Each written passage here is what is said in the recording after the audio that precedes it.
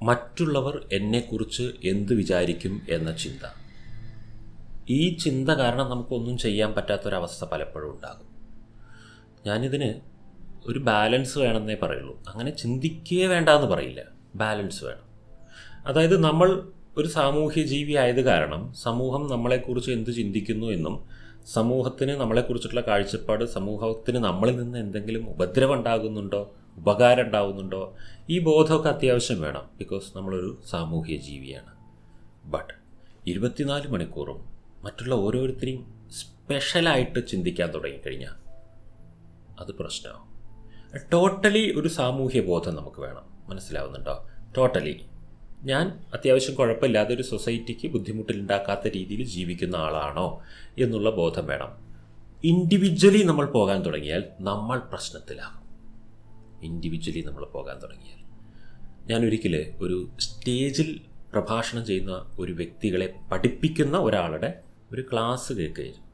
അതിൽ വ്യക്തി പറയുന്നൊരു കാര്യമുണ്ട്. നിങ്ങൾ തുടക്കത്തിൽ സ്റ്റേജിൽ കയറി പ്രഭാഷണം ചെയ്തു തുടങ്ങുമ്പോൾ ശ്രദ്ധിക്കേണ്ട ഒരു കാര്യം, നിങ്ങൾ ആരെയും ഷാർപ്പായി നോക്കാൻ പോകരുത് എന്നുള്ളതാണ്. നിങ്ങളിങ്ങനെ ആബ്സ്ട്രാക്റ്റ് ആയിട്ട് നോക്കണം, എല്ലാവരും ഇങ്ങനെ കാണണം, ആരിലേക്കും പ്രത്യേകിച്ച് ശ്രദ്ധിക്കാൻ പോകരുത്. നിങ്ങളുടെ മനസ്സിനെ അവരുടെ മുഖഭാവം സ്വാധീനിക്കും. ഇത് ഞാൻ എവിടെ നിന്നോ കേട്ടതാണ്. ഇതെനിക്ക് വളരെ ഇഷ്ടമായൊരു കാര്യമായിരുന്നു. ഇതെനിക്ക് ആ സ്റ്റേജ് പ്രഭാഷണത്തിൻ്റെ കാര്യത്തിലല്ല എനിക്ക് യൂസ്ഫുള്ളായി തോന്നിയത്. ഇത് നമ്മളുടെ ഈ ഒരു വിഷയത്തിൽ യൂസ്ഫുള്ളായി തോന്നി. അവരെന്ത് ചിന്തിക്കും, ഇവരെന്ത് ചിന്തിക്കും എന്നുള്ള ചിന്തയുണ്ടല്ലോ, ഇത് നമ്മളൊരു ടോട്ടാലിറ്റിയിൽ എടുക്കണം.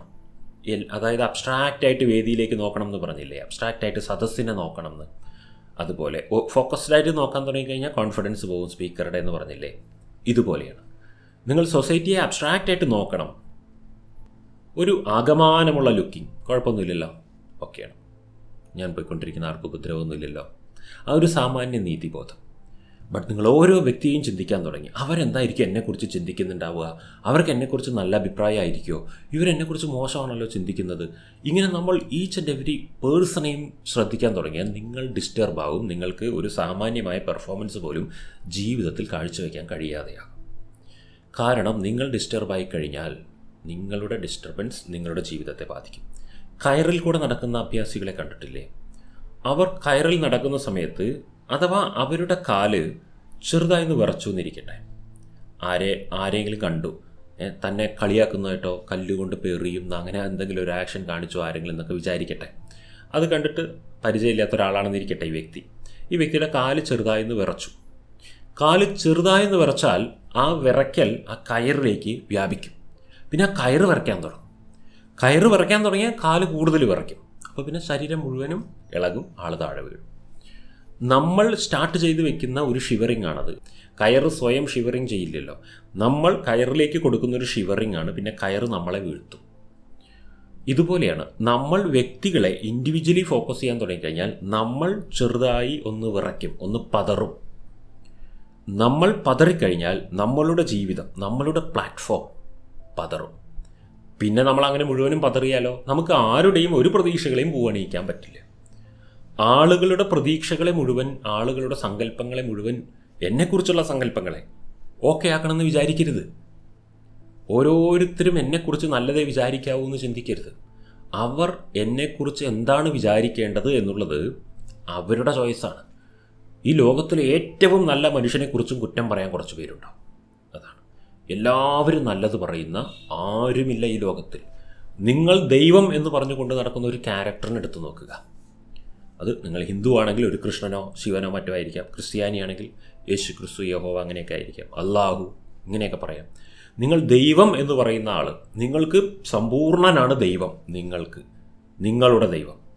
എന്നാൽ മറ്റൊരു മതസ്ഥന് ആ ദൈവത്തെക്കുറിച്ച് കുറ്റം പറയാൻ കുറേ ഉണ്ടാവും. അവർക്ക് അവരുടെ ദൈവത്തെക്കുറിച്ച് നല്ലത് പറയാനുണ്ടാവും. അപ്പോൾ ദൈവം എന്ന് പറയുന്നത് നിങ്ങളെ സംബന്ധിച്ചിടത്തോളം സമ്പൂർണ്ണമാണ്, പരിപൂർണമായിട്ടുള്ള ഒരു എൻറ്റിറ്റിയാണ് ദൈവം. അതിനെപ്പോലും കുറ്റം പറയാൻ മറ്റൊരു വിഭാഗമുണ്ട്, ഇല്ലേ? അപ്പോൾ ഒരു കാര്യം മനസ്സിലാക്കിക്കോ, മനുഷ്യനായി നിങ്ങളെ കുറ്റം പറയാൻ എത്ര പേരുണ്ടാവും. അതുകൊണ്ട് ഓരോരുത്തരുടെയും കയ്യിൽ നിന്ന് അവാർഡ് വാങ്ങിയിട്ട് നമുക്കിവിടെ ജീവിക്കാൻ പറ്റില്ലേ? ശ്രദ്ധിക്കുക, ഓരോരുത്തരുടെയും നമ്മളെക്കുറിച്ചിട്ടുള്ള അഭിപ്രായം നല്ലതായിരിക്കണം എന്ന് നിർബന്ധമേ ഇല്ല. ഓവറോൾ നമ്മൾ സൊസൈറ്റിക്ക് ഉപദ്രവമല്ല, ഉപകാരമാണ് എന്നുള്ളത് മാത്രം മനസ്സിലാക്കിയാൽ മതി. ഈ ഒരു ബാലൻസിങ് ആണ് നമുക്കിതിൽ ആവശ്യം. അവർ എന്ത് ചിന്തിക്കും എന്നുള്ളതും കൂടെ നിങ്ങൾ ചിന്തിച്ചുകൊണ്ടിരിക്കുകയാണെങ്കിൽ പിന്നെ അവർക്കെന്താ പണി? അവരെ ചിന്തിക്കാൻ വിട്. നിങ്ങളെക്കുറിച്ച് ഇവിടെ 2-3 പേര് കുറ്റം പറയുന്നുവെങ്കിൽ നിങ്ങൾ അഭിമാനിക്കണം. എന്താണെന്നറിയോ, അവരുടെ കുറച്ച് സമയത്തെ ചർച്ചാ വിഷയമായി ഞാൻ മാറിയിരിക്കുന്നു. നമ്മൾ ഈ ചാനൽ ചർച്ചകളിലൊക്കെ നമ്മുടെ പ്രധാനമന്ത്രിയെക്കുറിച്ച്, നമ്മുടെ മുഖ്യമന്ത്രിയെക്കുറിച്ചിട്ടൊക്കെ ആളുകൾ ചർച്ച ചെയ്യുന്നു. നമ്മളെക്കുറിച്ചൊന്നും എന്താ ചർച്ച ചെയ്യാത്തത്? അവർ നമ്മളത്രയ്ക്ക് ആയിട്ടില്ല. അവർ ഒരു ഇമ്പോർട്ടൻറ്റ് പേഴ്സണാണ് നമ്മളെക്കാൾ. അപ്പോൾ ചർച്ചകൾ നടക്കുന്നുവെങ്കിൽ അവർ ഇമ്പോർട്ടൻറ്റ് പേഴ്സൺ ആയിട്ടുണ്ട് എന്നുള്ളതാണ് ചാനലുകളിൽ. അപ്പോൾ ചാനലുകളെയൊക്കെ ഉപേക്ഷിക്കൂ. നമ്മുടെ വീട്ടിൽ, നമ്മുടെ നാട്ടിൽ ഒരു ഫംഗ്ഷൻ നടക്കുന്നിടത്തൊക്കെ നമ്മളെക്കുറിച്ച് ആരൊക്കെയോ കുറ്റം പറയുന്നു, ചർച്ച ചെയ്യുന്നു എങ്കിൽ നമ്മൾ അവരുടെ ഇടയിൽ ഒരു ഇമ്പോർട്ടൻറ്റ് പേഴ്സൺ ആയിട്ടുണ്ടെന്നാണ് അർത്ഥം. ഞാനൊരു ഇമ്പോർട്ടൻറ്റ് പേഴ്സണായി മാറി എന്നുള്ളതിൽ അഭിമാനിക്കും. അതൊന്നും തടയാൻ പോകണ്ട. അതൊക്കെ അവരുടെ ജോലിയാണ്. നമ്മുടെ ജോലി, ആന ഇങ്ങനെ നടന്നു പോകുമ്പോൾ നായകൾ 2 സൈഡിൽ നിന്നും കുരച്ചോണ്ടിരിക്കും. ആന ഇതൊന്നും അയ്യോ എന്നെ നോക്കി കുരയ്ക്കുന്നേ, അയ്യോ എന്നെ ഈ നായ കളിയാക്കുന്നേ എന്നും ചിന്തിക്കുന്നില്ല. ആന തലയും കുലുക്കി പോയിക്കൊണ്ടേയിരിക്കും. ഇതുപോലെ നമ്മളതിൻ്റെ ഇടയിലൂടെ ഇങ്ങനെ പോയിക്കൊണ്ടിരിക്കും. ആളുകളുടെ റെഫറൻസിനൊക്കെ വില കൊടുക്കാൻ നിന്നാലേ ജീവിതം സ്റ്റക്കാവും. പിന്നെ നിങ്ങൾക്കൊന്നും ചെയ്യാൻ പറ്റാത്ത അവസ്ഥ വരും. അതുകൊണ്ട് അമിത പ്രാധാന്യം അതിന് കൊടുക്കരുത്. ഒരു ഓവറോൾ പ്രാധാന്യം മാത്രം കൊടുത്താൽ മതി. മനസ്സിലായോ?